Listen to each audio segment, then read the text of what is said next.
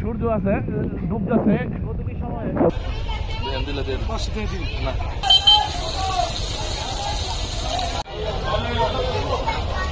সামনে যে ট্রানটা দেখতে পাচ্ছেন তারপরে হচ্ছে মাওয়া এক্সপ্রেসওয়ে। মিটারের গতি 100+ হয়ে গেছে।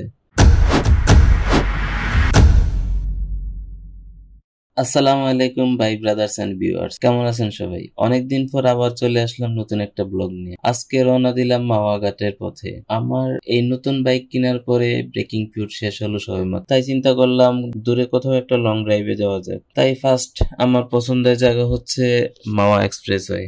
আপনারা সবাই জানেন এই রোডে বাইক চালানোর মজাই আলাদা, বাট সবার একটু সেফটি মেনটেন করে এই রোডে বাইক চালাতে হবে। আজকে আমাদের প্রথম কাজ হচ্ছে যে আমাদের ট্যাঙ্কিটা ফুল করে নেওয়া, তাই আমরা ট্যাঙ্কি ফুল করে নিলাম। ঢাকা থেকে আমরা বের হব বাবুবাজার ব্রিজ হয়ে।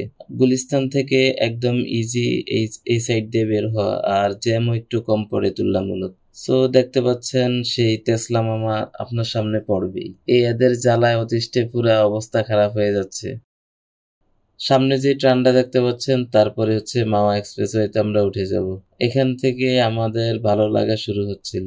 এত সুন্দর রাস্তায় গাড়ি চালানোর মজাই আলাদা।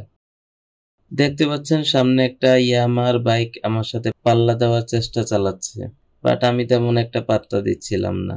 একটু টান দিতেই দেখলাম আমার মিটারের গতি 100+ হয়ে গেছে, যেটা আমার জীবনের সর্বোচ্চ গতিতে বাইক চালানো। আর ওই দিনই আমার গাড়ির সর্বোচ্চ গতি উঠেছিল 120 কিলোমিটার প্লাস। তারপর দেখতে দেখতে চলে আসলো সামনে টোল প্লাজা, আর এই টোল প্লাজাটা হচ্ছে মাওয়া এক্সপ্রেসওয়ে টোল প্লাজা। বাইকের চার্জ আসছে 20 টাকা, সো আমরা 20 টাকা পরিশোধ করে সামনের দিকে গেলাম। দেখতে দেখতে আমরা চলে আসলাম পদ্মা সেতুর খুবই কাছে। আজকে আমাদের প্ল্যান হচ্ছে পদ্মা সেতুর এই পাশে ঘুরে করা, ওই পাশে আমাদের যাওয়ার কোনো প্ল্যান নাই। সো আমরা হাতের ডান পাশে দিয়ে চলে গেলাম একদম পদ্মা নদীর পাড়ে।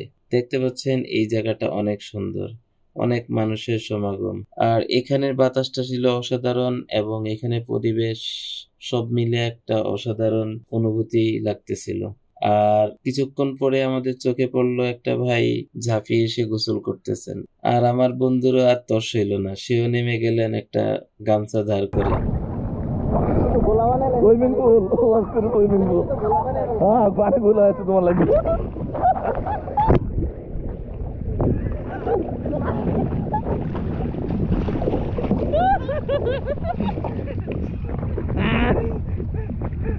এই তো আমাদের পদ্মা সেতু, পদ্মার নদীতে যে গোসল সুইমিং পুল, ঢাকা শহর সুইমিং পুলের নাম লেগে 1000 টাকা। আর আছে এখানে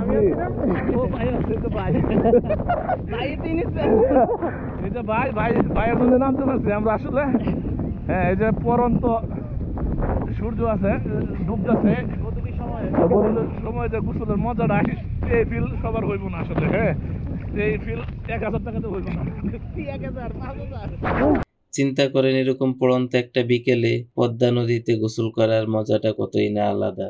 জম্পেশ একটা গোসল শেষ করে আমরা এখন রওনা দেওয়ার জন্য প্রিপারেশন নিচ্ছিলাম, বাট তখনই আমার বন্ধু বলল যে আজকে আমরা ইলিশ মাছ খাবো। সো ইলিশ মাছ খেতে হলে আমাদেরকে যেতে হবে মাওয়া ঘাটের দিকে।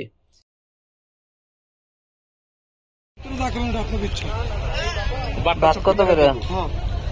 আচ্ছা আচ্ছা,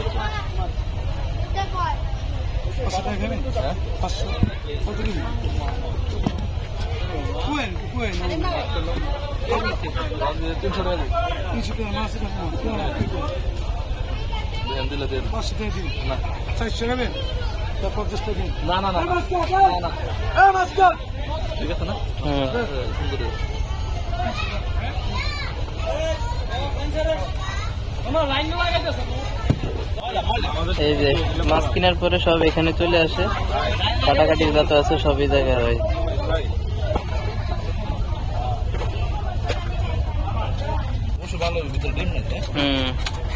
দুইজনের জন্য না এত সুন্দর মাছ আর কই পাবি।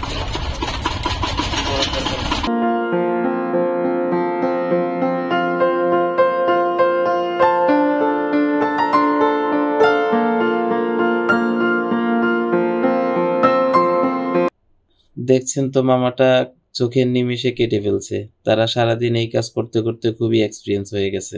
আর এক ঝলক ওদের মূল্য তালিকা দেখে নিতে পারেন, আর আপনার ভালো লাগলে এখানে আসে খেয়ে যেতে পারেন।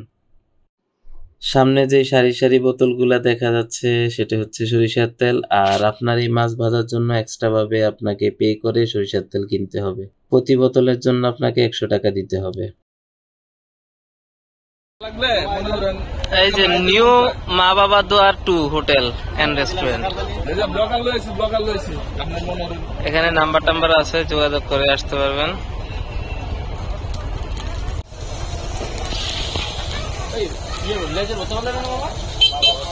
ভাজবে, ভাজার পরে ভর্তা বানাবে।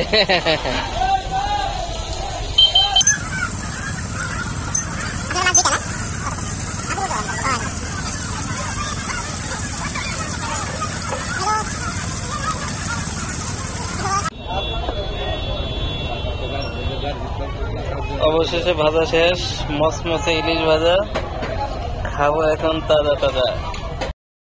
দেখ, হুটহাট করে প্ল্যান করা অনেক মজা না? পুরো আস্তা লিস্ট লইলাম, খাওয়ার লাগে খাইতে তা যতক্ষণ লাগে একদম গলা পর্যন্ত নাকি?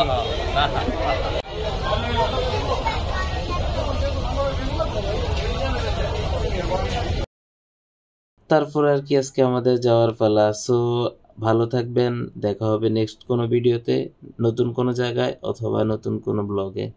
সেই পর্যন্ত ভালো থাকবেন। আল্লাহ হাফেজ, টাটা, বাই বাই।